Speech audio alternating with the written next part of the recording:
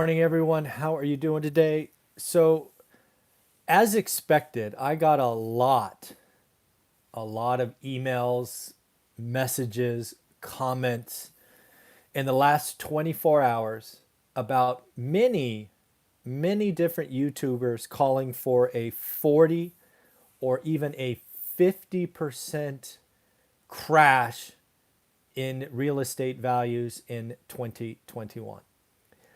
Now, I've watched half a dozen videos on this topic in the last 24 hours. Some of them are from investors who have less than 5 years experience and wouldn't know a crash if it bit them in the butt. Others are from well-respected real estate investors, many of which I admire. And I I think we need to debate this topic. So I'm going to give you my long list of why a 50% crash in single family homes for the nation is impossible in 2021. Now, let's be clear. I'm being very specific on 2021 because they were. Second, I'm talking about national real estate values because I do think there are some cities that are in real trouble. But again, they're talking national, so I am going to be talking national. And again, we're going to talk single family because that is where most of them are focused. So, real clear, there is 0% chance we see a 50% drop in single family home values for the nation of the US. Because again, some people watch this from the world. So, let me give you a long list of reasons why it's impossible. And again, remember, I've been doing this for 20 years. I know what it was like pre-crash. I saw the crash up close and personal. I know why this time is not like last time. So let's go through a long list of things. First and foremost, we are not set up on a toxic foundation of bad debt.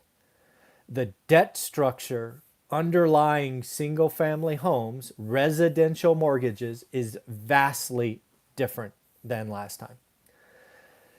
Last time we got into this wave of adjustable rate mortgages because the idea was is get the lowest rate possible, which meant adjustable.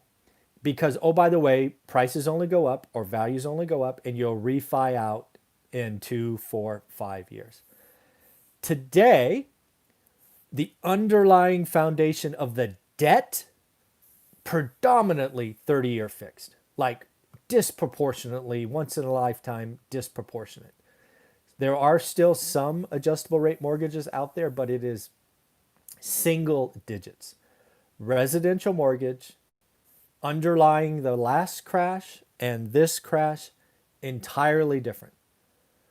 The reason the last crash got bad and kept getting worse is people were forced to refi into a falling market.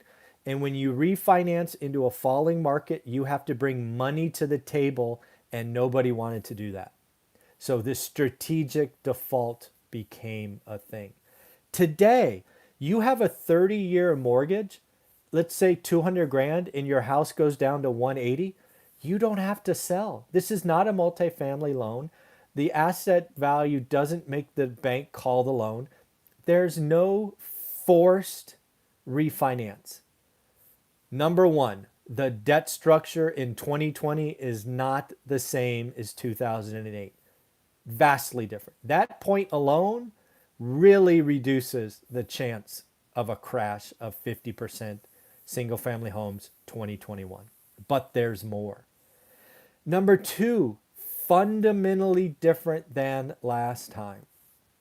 2008, every bank said, I will not work with you until you are seriously delinquent. So everybody missed 90 days. Today, they are working with you with the first whisper of pain. And they will continue to do that because they do not want the large losses from last time. They are going to bend over backwards for people. Yes, smash that like button. Thank you. There's no chance that there's this huge wave of banks doing stupid things, forcing you to be seriously delinquent forcing the whole process to start. They're bending over backwards. Will everybody be helped? No. Will there be some short sales and foreclosures? Sure. But it's not going to be the wave, the tidal wave, the tsunami that some of these people are talking about on YouTube. Not possible. Banks will work with you. What it boils down to, in my opinion, is if you are able to find a job within 9 or 12 months, you are going to be saved. Because you can get a year of forbearance today. And if you are unemployed in under a year, most of you will not be foreclosed on. They're just going to work with you. They'll just take all the debt, stick it on a second at the end of the mortgage, and hey ho, let's go. So the question is, can you find a job in 9 or 10 months? Most people can. So again, the huge wave is not coming, folks. Number 3 reason, even if you have to sell because home values have been going up, most owners today have equity. And you know what stops a short sale or a foreclosure? Equity. It is impossible to have a short sale if the owner has equity. Yes, some owners will sell. Yes, inventory will go up. Yes, prices will not accelerate as fast. But that doesn't mean a 50% crash. Are you freaking kidding me? Not going to happen. Owners who have equity, can't find a job, have done 9 or 10 months of no payments, they'll just sell and they'll move to somewhere else. They'll move in with family. They'll go to an apartment.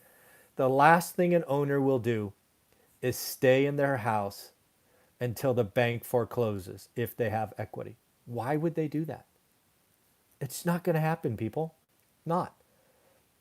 Next, one of the things that could cause an adjustment in prices is a huge wave like we saw in '08, because people got seriously delinquent.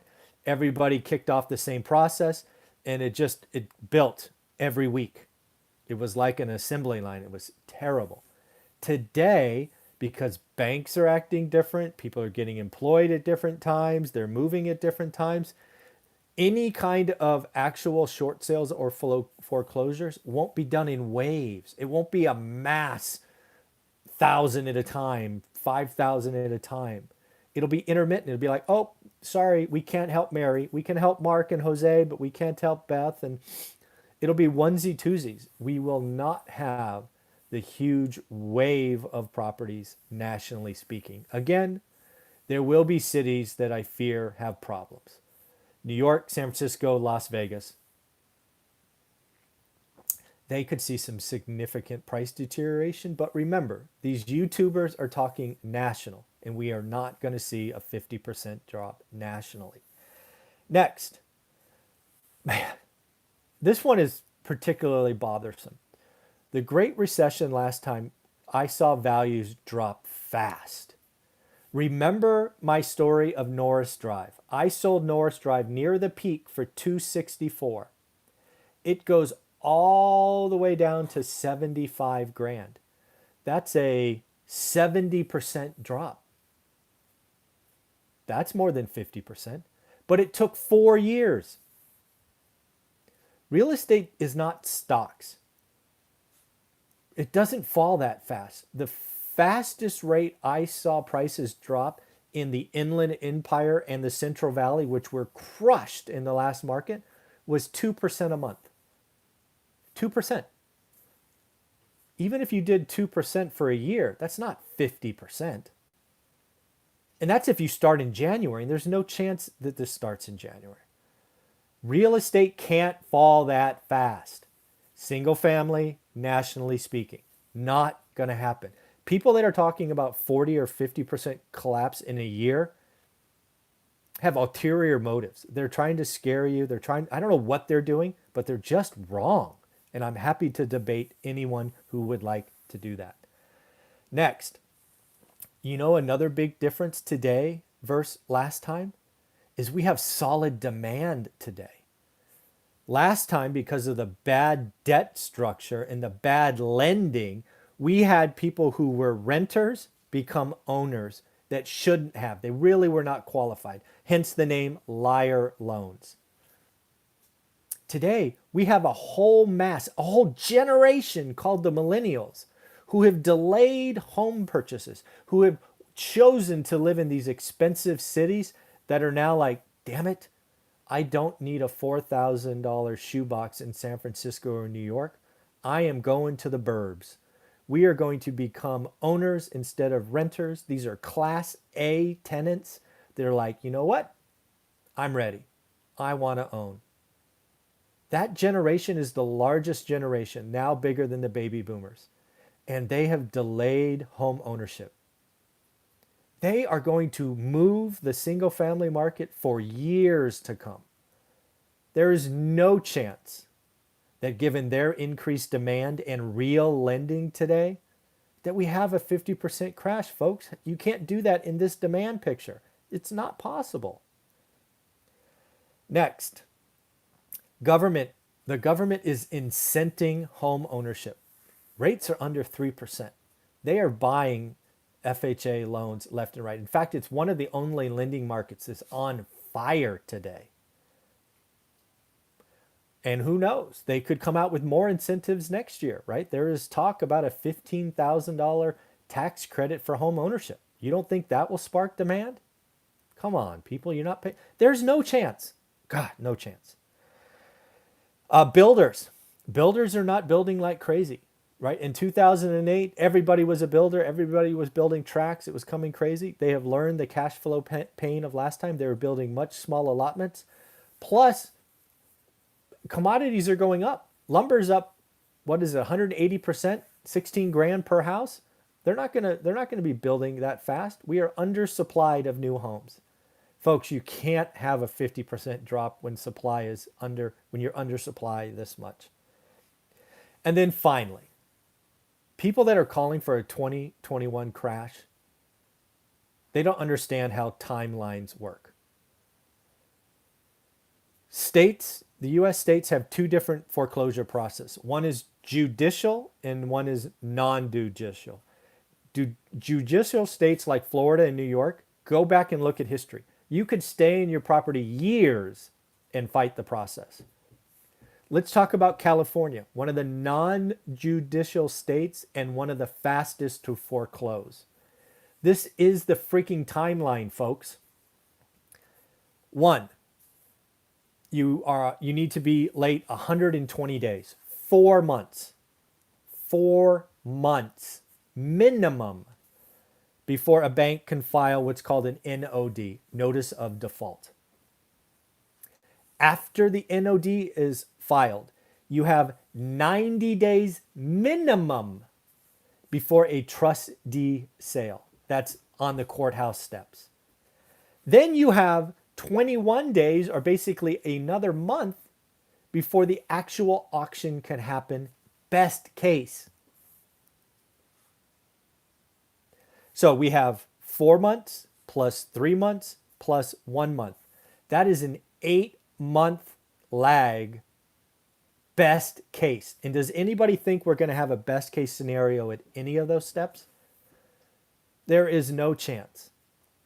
If we are going to have a foreclosure crisis and we are going to have price drops, I don't know what you want to call it, best case, worst case, whatever you want to call it, we could talk about price destruction in 2022.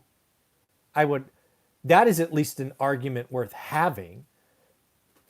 All these facts I talked about are proof that we can't have a price destruction in 2021. But if you just look at the math behind the timeline, we're into December before anything could really happen. And then, oh, by the way, you have no time because, again, the greatest drop I saw during the last crisis was 2%.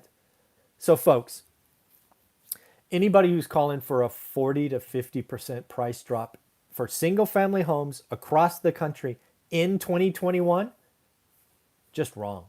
Flat out wrong. Not going to happen. You want to talk 2022, 2023? We can have that discussion. 0% chance. There's only one thing that could cause a crash in real estate in 2021. One thing. And that is if the 30-year mortgage rate went to 6 or 7% overnight. That would destroy housing. Destroy it. That's the only thing. Now, if one of the channels, and again, none of them did, but if somebody said, and they were ballsy enough to make a call that 30-year mortgages would be 6.5% during 2021, we can have that discussion. That would destroy housing. No, I mean, that would turn it into, that would be horrible. But nobody's calling for that. Nobody is saying that. Rates are going to be under 3% for 2021. So again, in closing, no chance, 0 chance, not going to happen. Happy to debate with anybody on their channel or my channel. I've been through it. I've seen it. I know the debt structure. I know banks are working with people. People have equity. The builders aren't doing it. The Great Recession, which was horrible for housing, 2% a month. There's just, it's mind-boggling that people are saying we could have a 50% drop in 2021. If people really believe that, you're not going to look for housing. You're going to delay. You're not going to do anything. So, all right. Well, let me know what you think. Leave comments below. Again, happy to debate with anyone. There's people out in Australia and other markets that are calling for a crash in 2021. Love to debate with them on their channel, my channel, wherever they want to talk about it. I'm willing to put up some money. You want to have a gentleman's wager of $1? Let's do it. You want to do another wager for more amounts? Give the money to charity? Let's do it. Let's see who wants to talk about it. All right, everybody. Take care of yourself.